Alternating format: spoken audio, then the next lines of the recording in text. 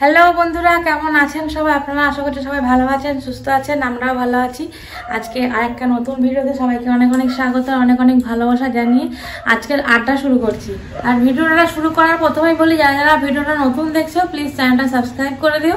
আর যারা পুরনো বন্ধু অবশ্যই একটা করে লাইক করতে হয় বন্ধুরা। আর কেমন লাগছে কমেন্টের মাধ্যমে জানিও। আর ফেসবুক থেকে যারা দেখছো তারা প্লিজ আমার পেজটাকে একটু ফলো করে দিও। তো আজকে হচ্ছে শনিবার আর এখন বাজে দুপুর 12টা। হ্যাঁ, এখন থেকে আমার ভিডিওটা স্টার্ট করছি। তোমরা শেষ পর্যন্ত দেখতে থাকো, সঙ্গে থাকো, আশা করছি ভালো লাগবে।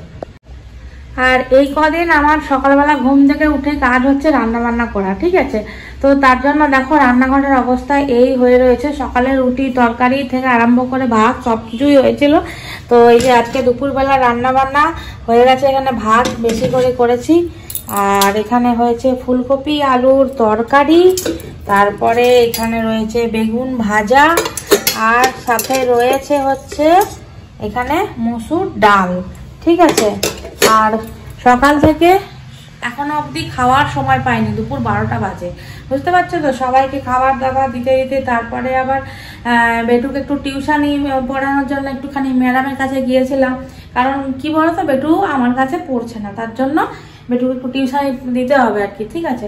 তো তার জন্য সেখানে গেলাম, কথাবার্তা বললাম। তো যাই হোক, তো এই করতে করতে তারপর স্নান করতে করতে পুজো করতে দিতে দিতে অনেকটাই বেলা হয়ে গেল। তারপরে এখন মানে আজকের যে ভিডিওটা মানে ছাড়বো আর কি, সেটার জন্য ভিডিওটা এডিট থেকে আরম্ভ করে পোস্ট থেকে আরম্ভ করে সবকিছু এখন আমাকে করতে হচ্ছে, বুঝতে পারছো তো? সব দিকে এখন চাপে পড়ে গেছি আমি। তো যাই হোক, সবকিছু করতে করতে অনেকটাই বেলা হয়ে গেছে। তো চলো এখন পেট পুজোটা করি। প্রচন্ড জোর খিদে পেয়ে গেছে, রুটি আছে, তো রুটি আর এই তরকারি এখন খাবো। তো চলো ভিডিওটার সঙ্গে থাকো। এই যে একটা রুটি নিয়েছি, কারণ দুপুর 12টার সময় অত খেলে কি হবে বলো তো? আর আজকে একটা রান্না তোমাদের সঙ্গে শেয়ার করতে চলেছি। কি রান্না সব কিছুই দেখাবো। এই যে এটা হচ্ছে মাশরুম, এই রান্নাটা তোমাদের সঙ্গে আজকে শেয়ার করব, ঠিক আছে? কারণ আমি আর ভাই খাই, ননির পাপা খায় না, তার জন্য এই রান্নাটা গরম গরমই করব। আর ঠান্ডা হয়ে গেল না এমনি ভালো লাগে না, সব কিছু গরম গরম খাওয়া অভ্যাস তো। এবার কতবার রান্না করব, তাই না? একবারে ওই জন্য সকালবেলা আজকে ঘুম থেকে আজকাল রান্না করে নিচ্ছি।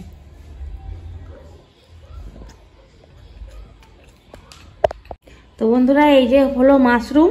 তো আজকে এই মাশরুমটা কিভাবে রান্না করি, মাশরুমের তেল ঝাল, তো সেটা আপনাদের সঙ্গে মানে শেয়ার করব। চলুন মাশরুমটাকে কেটে নিই। দেখুন বন্ধুরা, মাশরুমটা কত মাটি লেগে রয়েছে। এটা কিন্তু খুব সুন্দর করে আগে কেটে নিয়ে জল দিয়ে ধুয়ে নিতে হবে। তো বন্ধুরা, এই যে মাশরুমটাকে দেখুন এইভাবে কেটে নিয়েছি একদম, দিয়ে এবার এটাকে ভালো করে একটু ধুয়ে নেব, কারণ অনেক মাটি লেগে রয়েছে, ঠিক আছে? আবার খুব বেশি জলের মধ্যে এটাকে ভিজিয়ে রাখা যাবে না, নাহলে মাশরুমটা নষ্ট হয়ে যেতে পারে। শুধুমাত্র যে বালিগুলো রয়েছে ওই বালিগুলো খালি ধুয়ে নিতে হবে সুন্দর করে।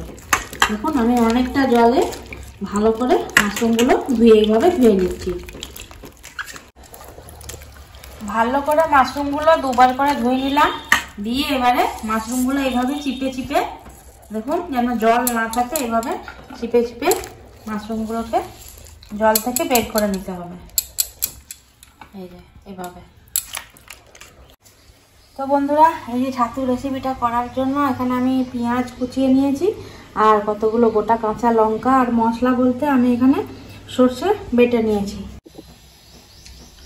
তো বন্ধুরা, তেল আমার গরম হয়ে গেছে, এবারে মাশরুমটাকে আমি ভেজে নেব।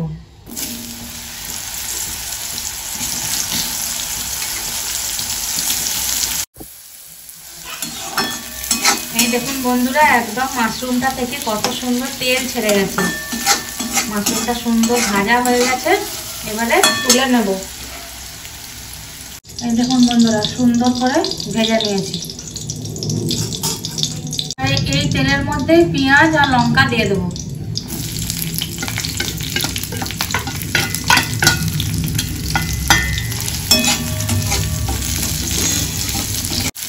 সামান্য একটু নুন দিয়ে দেবো। পেঁয়াজটা আমার ভাজা হয়ে গেছে, হালকা করে ভেজেছি, খুব বেশি ভাজলে আবার টেস্ট চলে যাবে, ভালো লাগবে না। এবারে মাশরুম ভাজাটা দিয়ে দেবো।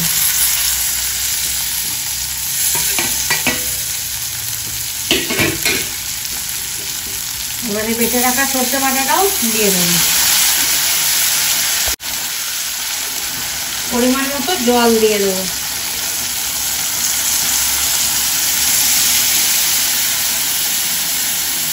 খুব বেশি জল দেওয়ার প্রয়োজন নেই, কারণ মাশরুমটা ভাজা রয়েছে তার জন্য।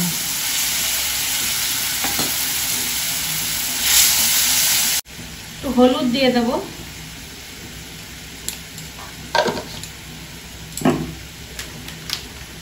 একটু লঙ্কা গুঁড়ি দিয়ে দেবো।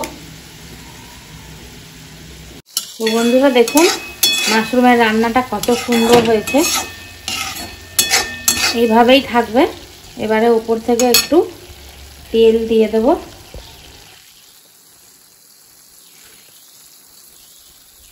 সর্ষের তেল, কাঁচা সর্ষের তেল, এটা অবশ্যই দেবেন। যে কোনো সর্ষে বাটা বা পোস্ত কাঁচা তেল দিলে তরকারির স্বাদ বাড়িয়ে দেয়।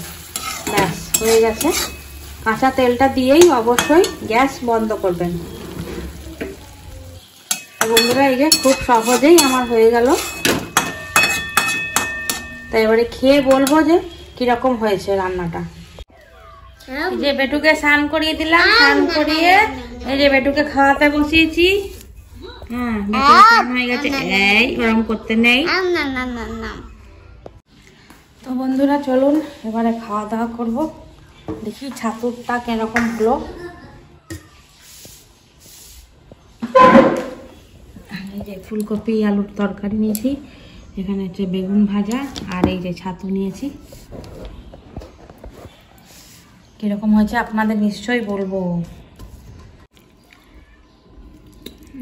ছাতুটা এইভাবে নিয়েছি, এইভাবে মাখিয়ে কাঁচা লঙ্কা অবশ্যই মাখাতে হবে। এই যে কাঁচা লঙ্কাটা এইভাবে মাখিয়ে তারপরে খেতে হবে।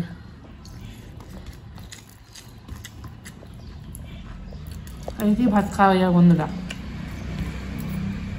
দারুণ হয়েছে। গুড ইভিনিং বন্ধুরা। সন্ধ্যে সন্ধ্যে অনেকক্ষণই দেওয়া হয়ে গেছে, দিয়ে এই যে ননির পাপা আসলো, এবারে ননির পাপাকে খেতে দেবো। আর ভাইও আসলো, ভাইও গেছিলো প্র্যাকটিসে, দিয়ে এসে বলছে যে এখন মোটামুটি 8টার মতো বাজতে যাচ্ছে বন্ধুরা। তো এরপরে যদি মুড়ি টুড়ি খায় ভাই আর রাত্রিবেলা কিছু খেতে পারে না। তো ওর জন্য বললাম ভাত খা, তরকারি সবই আছে, তরকারি ভাত সবই আছে, দিয়ে ওই জন্য ওর জন্য একটা এই যে ডিম ভাজা করছি। রাত্রিবেলা এখন দেখি আজকে মধ্যে ভাসান রয়েছে, একবার যাব দেখছি, ভাবছি আর কি টুক করে যাব, একটু দেখে টেকে আবার চলে আসবো।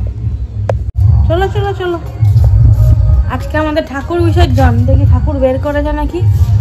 অন্য বছর কি পুরো গ্রাম ঘোরানো হয়, কিন্তু এবছর যেহেতু মানে উচ্চ মাধ্যমিক পরীক্ষা চলছে, তো তার জন্য এইখানে খানিকক্ষণ মানে আমাদের ক্লাবের সামনেই ঠাকুর রাখা হয়েছে আর কি।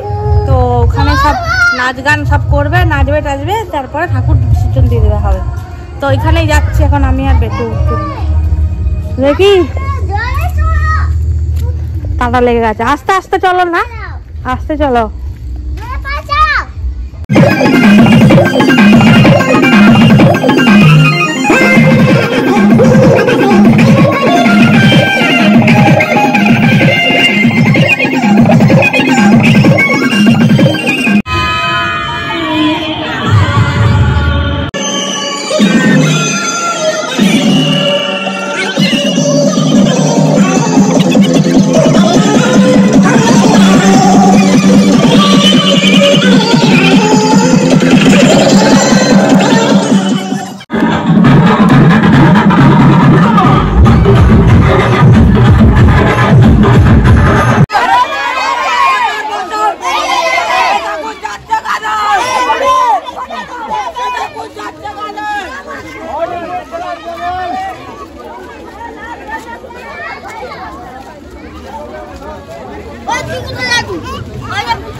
তো বন্ধুরা আমাদের ঠাকুর বিসর্জন তো হয়ে গেল, তো বাড়ি চলে আসছি।